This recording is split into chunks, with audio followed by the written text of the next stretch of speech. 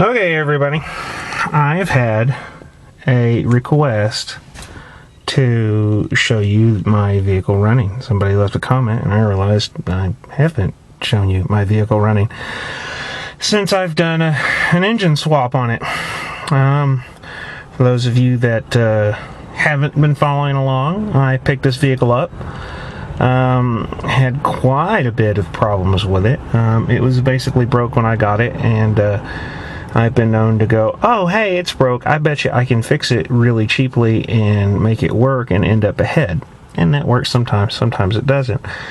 This is one of those cases where it doesn't. The guy who sold it to me goes, oh, yeah, it's probably just a fuel injection problem. Yeah, right. The engine had been dusted, and 2 cylinders were completely shot. You can go take a look at my previous videos. He didn't know better. His mechanic didn't know better because his mechanic wasn't a diesel mechanic and didn't know to look for it. The airbox was busted. This was a fleet vehicle driven by an oil company in the field for going out to drilling rigs here in West Texas and New Mexico. And so it was ingesting lots of dirt, dusted the engine, bada bing, bada boom. I was able to get it to crank after I first bought it, and then it catastrophically failed by eating its own rings. The rings literally came off the pistons into the cylinders on 2 cylinders, which then beat them into small debris and then chunked them into my turbocharger. All sorts of fun. Yada, yada, yada. Anyways, so turbocharger rebuild, new long block, and a transmission rebuild just because I didn't trust it since they didn't know better to fix their own air filter.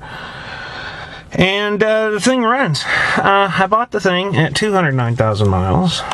And you can see that 209 and change is where I changed the engine at. It only ran for a little bit after I got it. And so I've got about 14,000 miles of new engine. Now, new engine works great.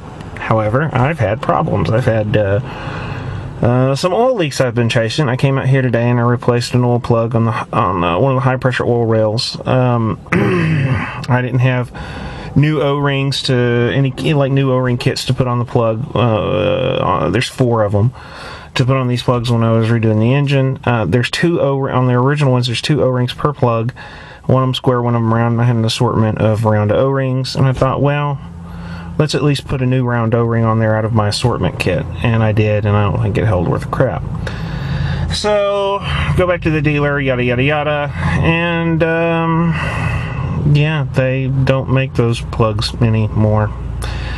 There's been an engineering change. They make replacements for them, so I got those. But the engineering change is a different kind of O-ring, and there's only one. It's meant for high pressure, I guess.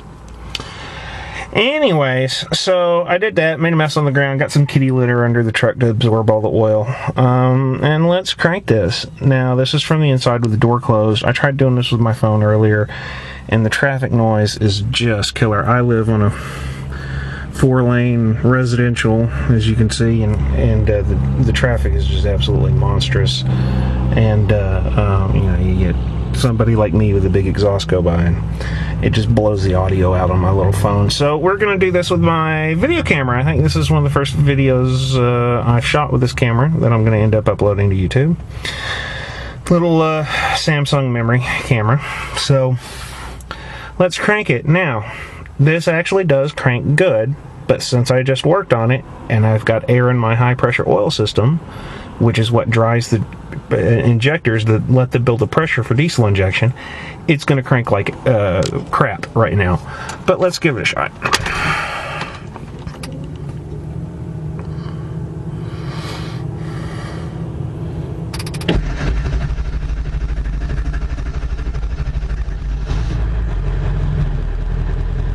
And there we go.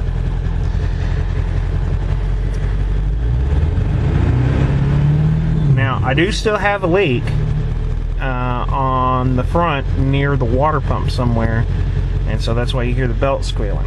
And the gasket product I used was labeled as aircraft gasket maker or whatever.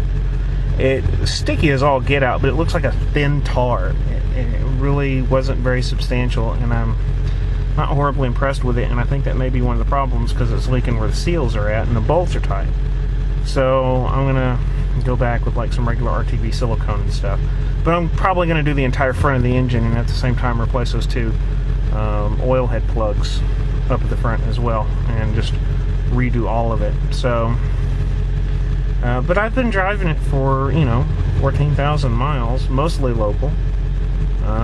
Taking a couple of trips with it, trying to work the bugs out, and usually the long trips are where the bugs show up.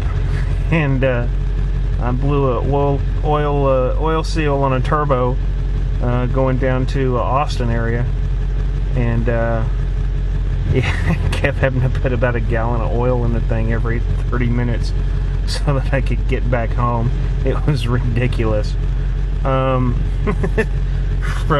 my turbo rebuild, I learned that Loctite is a good thing on a lot of parts. So if you were to ask me or my wife to name this vehicle, we'd have to name it Learning Experience. This is the first time I've yanked an engine out of a vehicle.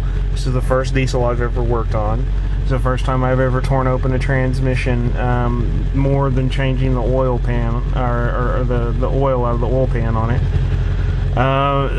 So it was a bit of a learning experience. Never frightened me before. Nothing wrong with figuring it out yourself. But yeah, it was one of those things that probably better better know what you're getting into. It would have been better to know.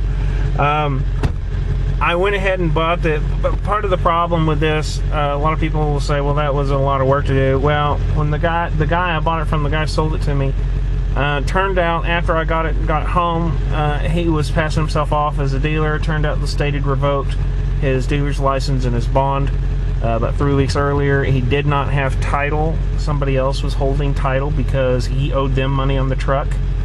And he took an offer from me that was $1,000 less than what he owed the other guy, and then he just took the money and ran. So I've got a judgment against him, so does the other guy.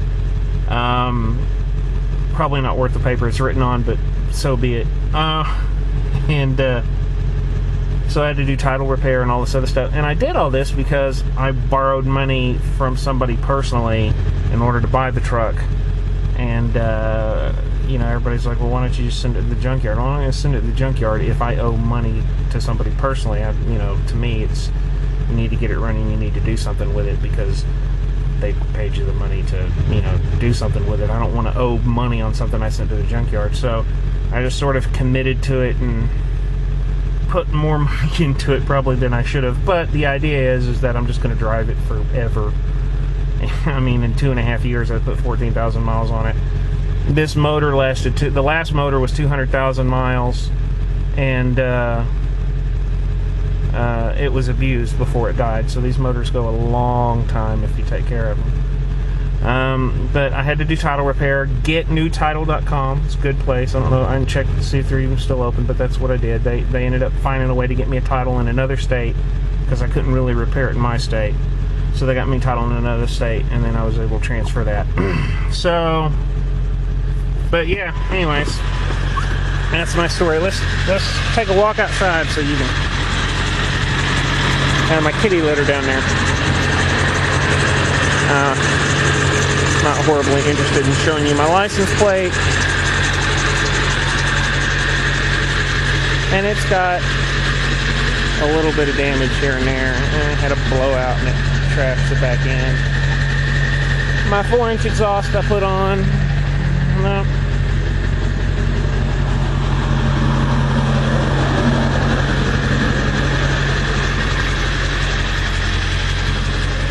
So let's try.